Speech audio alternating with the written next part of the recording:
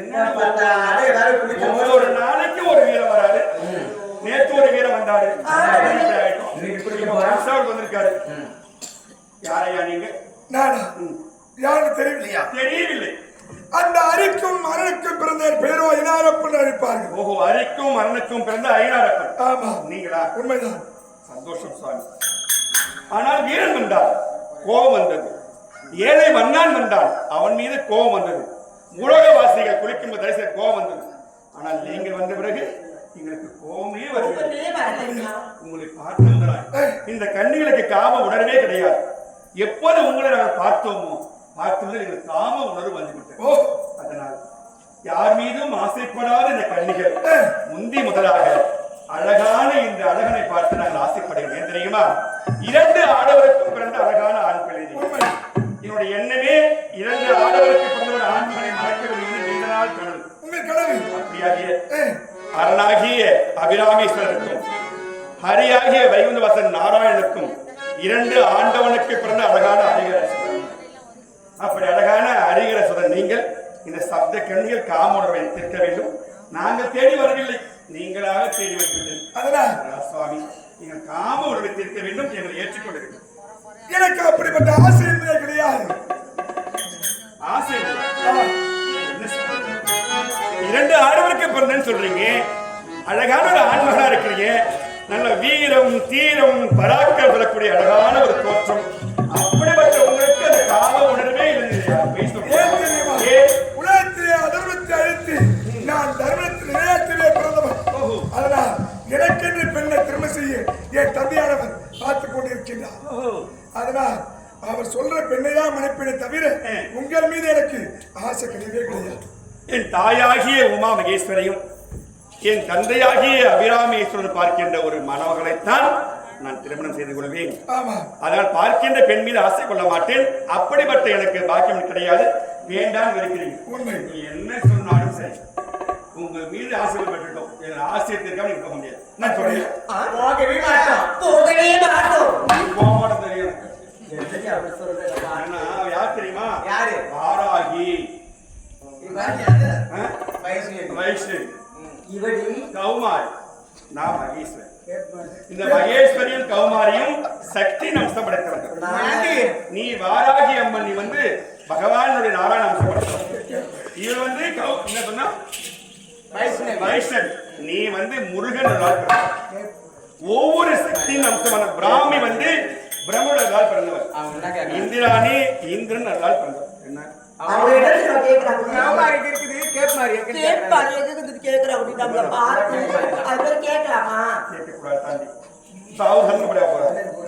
சந்தனப்படி ஆயிடுவீங்க.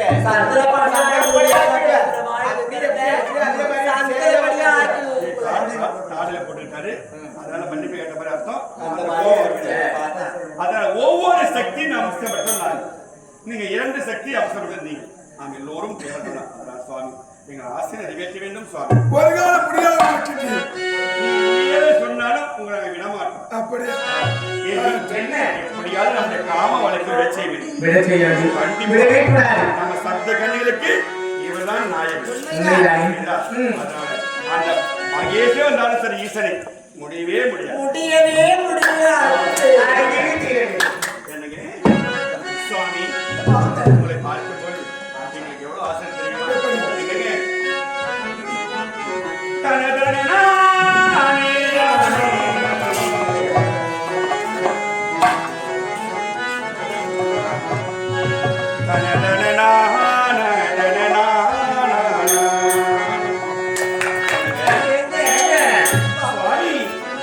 உன் உதட்டோரை சிகப்பே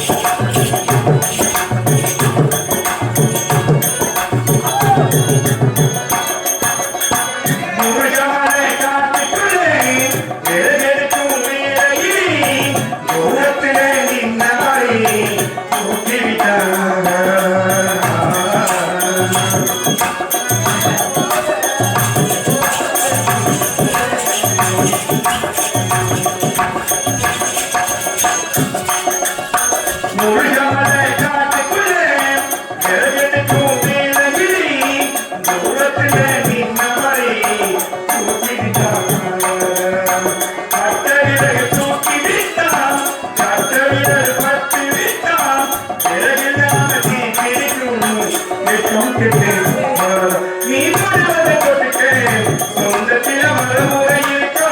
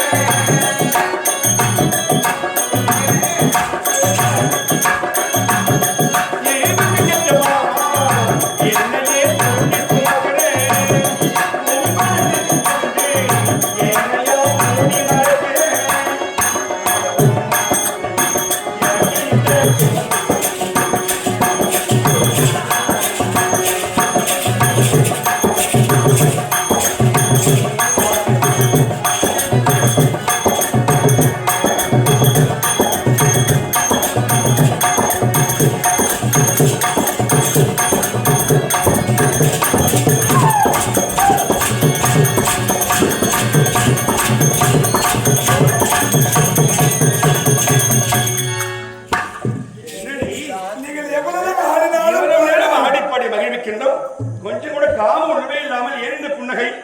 நீங்கள் எவ்வளவு ஆடினாலும் பாடினாலும் உங்கள் அங்கத்தை காட்டினாலும் உங்கள் மீது எனக்கு ஆசை என்பது கிடையாது. ஏன் ஆசை இல்லை? தர்மத்தில் நேரத்திலே பிரதமர் ஐநாறு. அதனால் உங்கள் மீது எனக்கு ஆசை கிடையாது. அப்ப ஆசை தீர்க்க முடியாது. உண்மைதான். அடையாளுக்கு ஒரே வரையும் தெரியும். என்ன வர வேண்டும்? ஆசை இல்லைன்னா பரவாயில்லை. ஆனால் உங்கள் பார்வை என் மீது எங்கள் மீது விட வேண்டும். அதுக்கு ஒரு அனுகிரகம் கொடுங்க. உங்கள் பார்வை என் மீது இருக்க வேண்டும். அதாவது நிச்சயமாக பார்த்து தருகின்றேன். எப்படி தெரியுமா? என் ஆலயம் எங்கே இருக்கின்றதோ என் ஆலயத்துக்கு முன்பதாகவே சப்த கண்ணீராக நீங்கள் ஏற்கும் அமர வேண்டும். என் பார்வை உங்கள் மீது இருக்கும், உங்கள் பார்வை என் மீது இருக்கும். அது மட்டும் கிடையாது, எனக்கு வருகிற பக்தர்கள் அனைவருமே உங்களை வணங்கிவிட்டு பிறகுதான் என்னை வணங்குவார்கள். அப்படியா? எங்களுக்கு மனைவி என்ற ஸ்தானத்தை கொடுக்க முடியாது. நீங்கள் கேட்ட பிரகாரம் என்னுடைய பார்வை உங்கள் மீது விழ வேண்டும். அப்படிப்பட்ட அனுகிரகம் வேண்டும் நாங்கள் கேட்டோம். உண்மை. பூலோகத்தில் எங்கெல்லாம் ஐநாரப்பனுடைய ஆலயம் இருக்கிறதோ அங்கெல்லாம் உங்களுக்கு கருவறைக்கு முன்னதாக சப்த கன்னிகள் 7 நாங்கள் எழுந்தருள் இருப்போம். அப்படி எங்களுக்கு முதல் பூசை உங்களுக்குத்தான். கன்னிகளுக்கு முதல் பூசை வழங்கிய பிறகுதான் கருவறைக்கு ஐநாரப்பனுக்கு மறுபூசை. அப்படிப்பட்ட ஒரு அனுகிரகத்தை எங்களுக்கு கொடுக்கிறீங்க. அது போதும் சாமி. உங்கள் பார்வை எங்கள் மீது விழுந்தால் போதும். அதுவே நாங்கள் செய்த பெரும் பாக்கியம். அப்படிப்பட்ட உங்களுக்கு மனைவி என்று யார் வாக்கினார்களோ அவளுக்கு மனைவி என்ற ஸ்தானத்தை கொடுத்து உங்களுடைய அருள் பார்வை எங்கள் மீது பட செய்து எங்களுக்கு முதல் பூசை கொடுத்து உங்கள் ஆலயத்தில் எங்களுக்கு ஒரு இடம் கொடுத்தீங்க இல்லையா? அதுவே எங்களுக்கு மனைவி என்ற ஸ்தானத்தை நினைத்துக் கொண்டு சப்த கன்னிகள் 7 உங்கள் ஆலயத்தில் எழுந்திருக்கின்றோம். சப்த கன்னிகளுக்கு ஒரு மகிமை உண்டு, தெரிஞ்சுக்கணும். கருமாரி அம்பாளுக்கு கருவை கொடுக்கின்ற சக்தி இருக்கின்றது. ஒரு வீட்டில் மகளோ மருமகளோ குழந்தை பாக்கியம் இல்லை என்றால் திருவேற்காடு கருமாரி அம்மன் ஆலயத்திற்கு சென்றால் கண்டிப்பாக கருவை அதை கொடுப்பவள் கருமாரி. ஏன் தெரியுமா? கருவை சுமப்பல் ஒரு தாய். திருப்பத்தில் ஆனான்னு சொல்லிட்டு தம்பி சொன்னாங்க. கருமாரி அம்மன் ஒப்பனை ஆட்டாங்க. ஒரு நிறைமாத கர்ப்பிணி பெண்ணை தீயிட்டு கொளுத்தும் போது கருவெடுத்து வெளியே உள்ள கருமாறு. அதனால் கருவுக்குள்ள நான் வெடித்து வெளியே சிதறியதை போல் இல்லாமல் ஒவ்வொரு பெண்ணுக்கும் கருவை கொடுத்து ஒரு ஜீவனை உருவாக்குகின்றது ஒரு சக்தியினுடைய அனுகிரகம் என்று கருமாறி இருக்கின்றார்.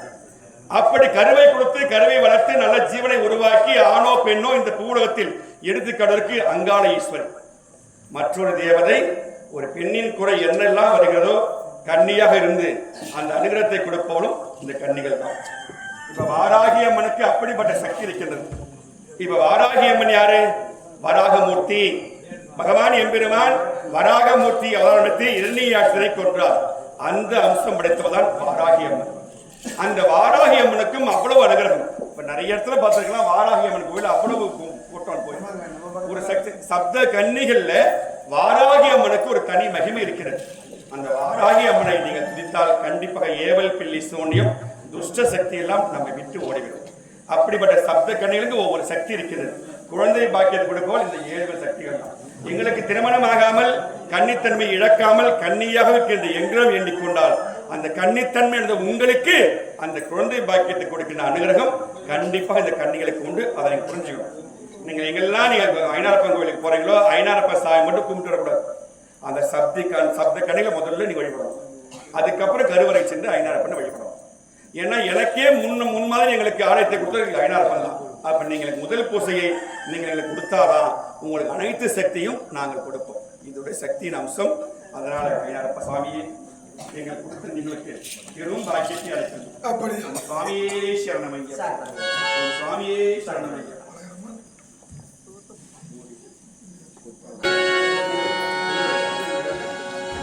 இப்போது மகா ஈஸ்வரனுடைய அந்த ஈஸ்வரன் அவர்கள் தேவர் குறையை ஐனாரப்பன் தீர்த்தார், முருகப்பெருமான் தீர்த்தால் இந்திரன் மகள் தெய்வானையை கொடுத்தார். மறுபடியும் இந்த சப்த கன்னிகள் ஒரு வாழ்க்கையை கொடுத்து அரக்கனை சமர்ப்பித்தால் இந்த ஐனாரப்பனுக்கு இந்திரன் மகளான பொற்களையும் சந்திரன் மகளான பூரணி அந்த இருவரையும் பெண் பார்த்து இப்ப ஐனாரப்ப சுவாமிக்கு பூரணி புஷ்கலை சமேத ஐநாத்து திருமண வைபோகம் இப்ப மேடல் அனைவரும் எல்லோரும் மனதார வேண்டிக் கொண்டு உங்கள் வீட்டில் திருமணமாகாத ஆணோ பெண்ணோ இருந்தால் நேற்று ஐயனுக்கு திருமண வைபோகம், இன்று பிள்ளைக்கு திருமணம். இதான் பெரிய விஷயம். அப்பா கல்யாணம், பிள்ளை பத்தி நீங்க பிள்ளை கல்யாணம், 2 திருமண நிகழ்ச்சிகள் நடக்கிற பெரிய விஷயம். அதனால் இந்த அழகான அனுகூலத்திலே இப்ப திருமண வைபோகம் நாடக முடிவரும் பூரணி புஷ்கலை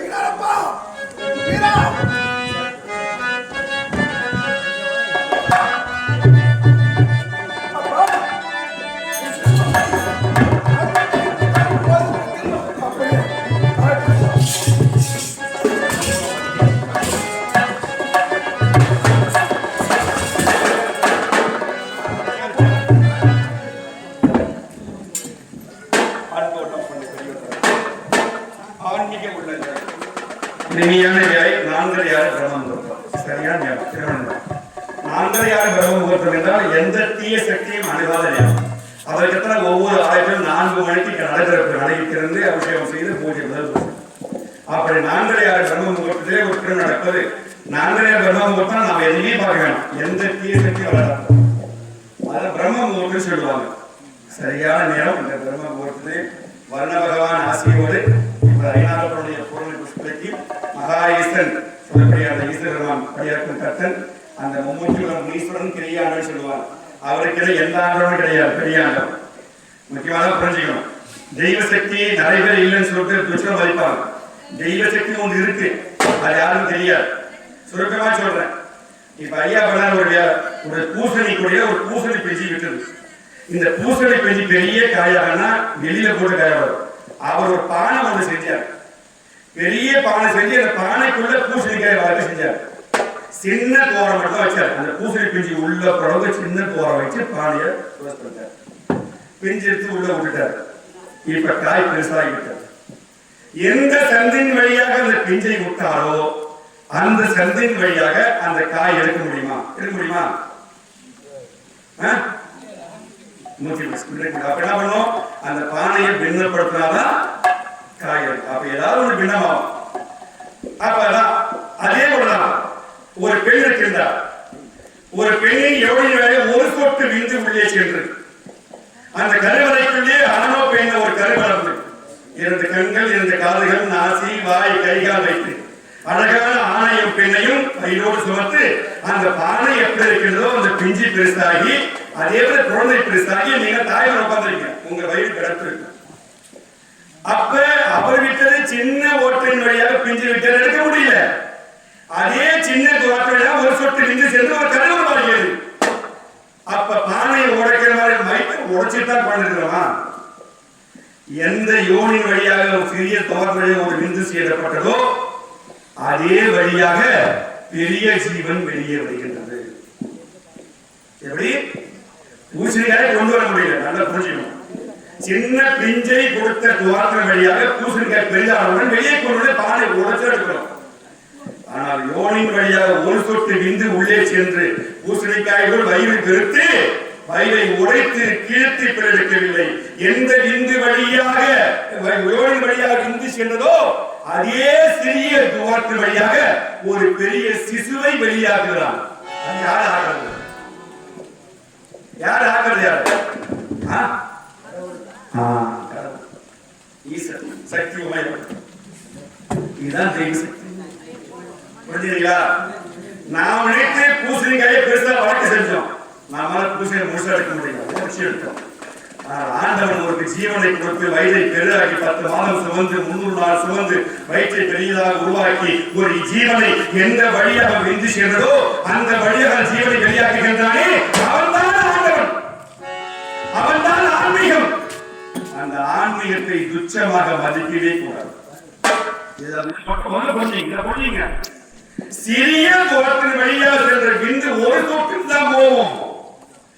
இது ஆன்மீக ரீதியாக பேசுறேன், வேற யாரும் தப்பா நினைக்க கூடாது. ஆன்மீக ரீதியாக ஒரு சொட்டு விந்து போகக்கூடிய இடத்திலே ஒரு பெரிய சிசி வழியாக வருகின்றது. அப்ப அந்த ஒரு சிறிய துவாரத்தை ஆண்டவன் எவ்வளவு பெரிதாக்கி ஒரு ஜீவனை வெளியே அனுப்பான்.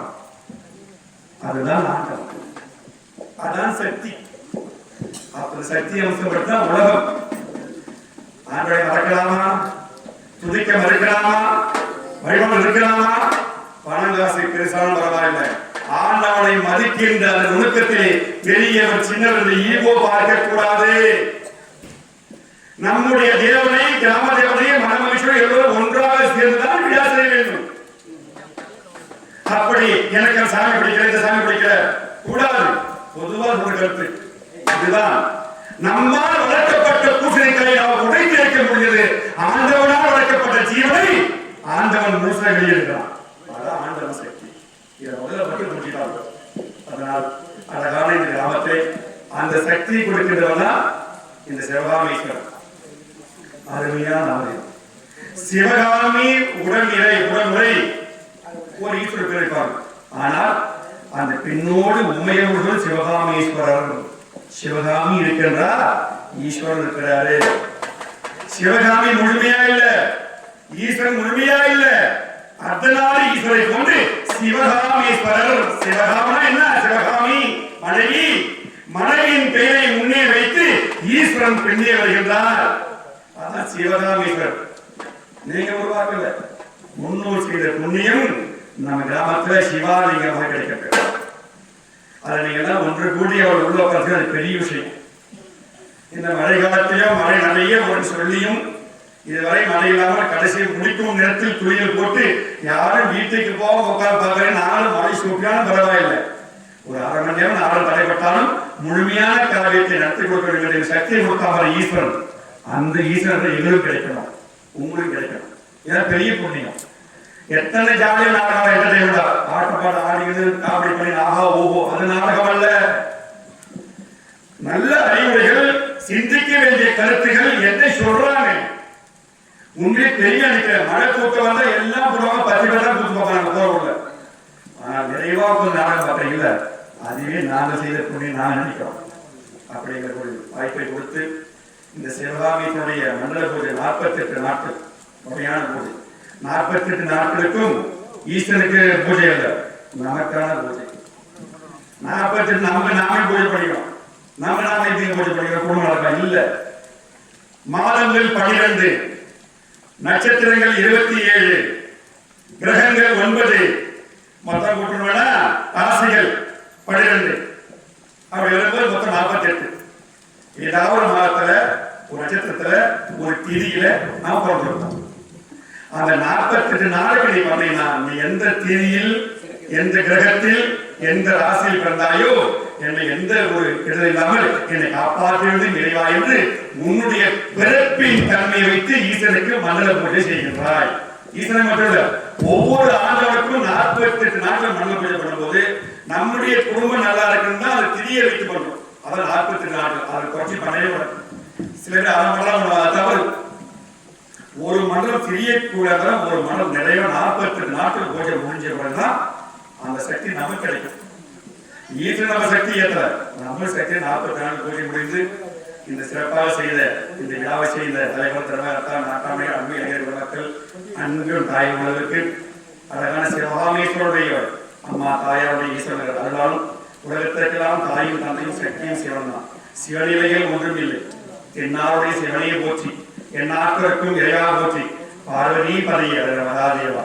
அந்த மகாதேவன் அது இல்லாமல் நிச்சயமா யாரும் வாழ முடியாது. அப்படிப்பட்ட பையனுக்கும் தத்தனுக்கு அழகான உற்சவம் செய்து உட்காரமா இப்போது தேவான் திருமலை போக ஏற்படுகிறது. பூரணி புஷ்பம்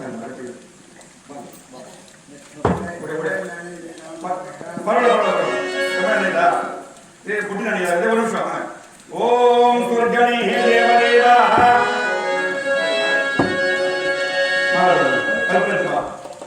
வீரன் தம்பி கற்பனை எடுத்துங்க. சிவாய் மாலை கொடுங்க. எல்லாரும் மனதார வேண்டிக்கணும். பார்ப்பது நிச்சயம் மனதார வேண்டிக்கணும். ஐநாறு சாமி திருமண வைபவம் ஒரே நாள் வேண்டிக்கிட்டு மன மகிழ்ச்சியோடு பார்க்க வேண்டும். மாலை கொடுங்க. கற்பூரத்தை பாருங்க. ஓம் தென்னாருடைய சிவனே போற்றி தென்னாட்டவருக்கும் நிறைவாக போற்றி ஓம் பார்வதி மகாதேவா. ஓம் நமச்சிவாயம் நமச்சிவாயம் வாழ்க நாதந்தால் வாழ்க இமைப்பொழுதும் நீங்காதால் வாழ்க. ஓம் மகாதேவனே போற்றி போற்றி. ஓம் நமச்சிவாயம். ஓம் சிவகாமேஸ்வரனே போற்றி போற்றி. ராமதேவனே போற்றி போற்றி. மும்மூர்த்தி உடவனே போற்றி போற்றி. பெரிய ஆண்டவனே போற்றி போற்றி. ஈஸ்வரனே போற்றி போற்றி.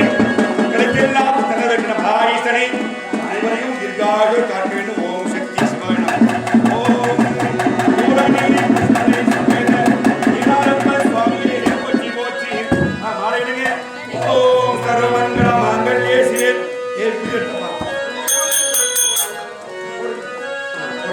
சர்வமங்கள மாங்கல்யே சிவே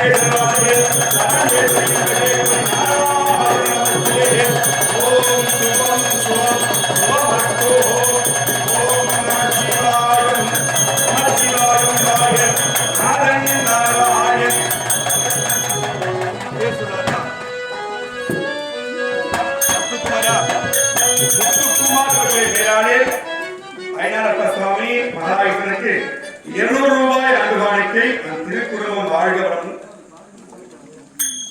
அன்புடன் கொண்ட ரவி அண்ணார் எங்கள் மீது அளவில்லாத பற்றுடன் கொண்டவர். எங்கள் கலை மீதும் நிறைய நாளை சொல்லி ரொம்ப நாளை நாங்கள் ஒரு மனது அந்த இது பண்ணலாமா அது பண்ணலாமா சொல்லிட்டு சரி இதையே 12 கொடுக்க முடிவு பண்ணி நல்லா சொன்னோம். எங்களுக்கு நான் சொன்ன நாடகத்தையே சரி ஏற்றிட்டாங்க. சரி வச்சுன்னு சொல்லிட்டு நினைச்சிருப்பாங்க. அந்த ரவி அண்ணாடு திருக்கையாலே மகாவிஷ்ணு அமிர்தத்தாலே பூரணி புஷ்கலை சமீத ஐநாறு சுவாமிக்கு 100 ரூபாய் காணிக்கை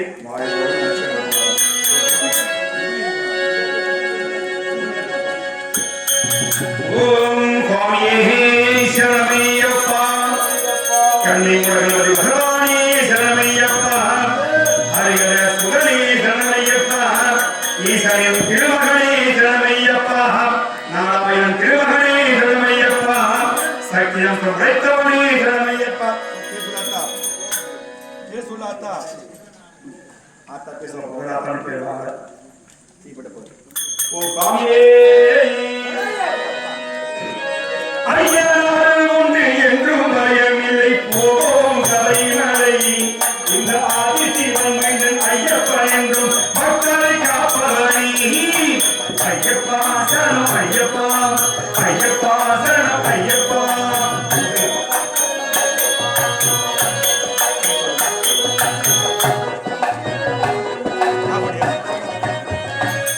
சின்னத்தம்பியானுடைய மகள் புஷ்பா சொல்லக்கூடிய அம்மா இருக்கிறாரே பூரணி புஷ்பராயண சுவாமிக்கு 10 ரூபாய் அன்பு காணிக்கை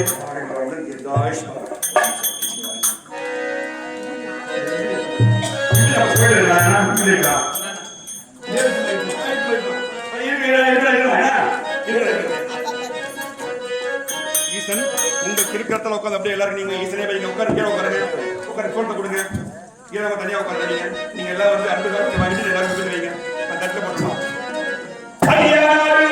என்றும் பயமில்லை போம் தரிகளை இந்த ஆதிசிவன் வந்து ஐயப்பா என்றும் அத்தனை காப்பவனை ஐயப்பா சரணம் ஐயப்பா ஐயப்பா சரணம் ஐயப்பா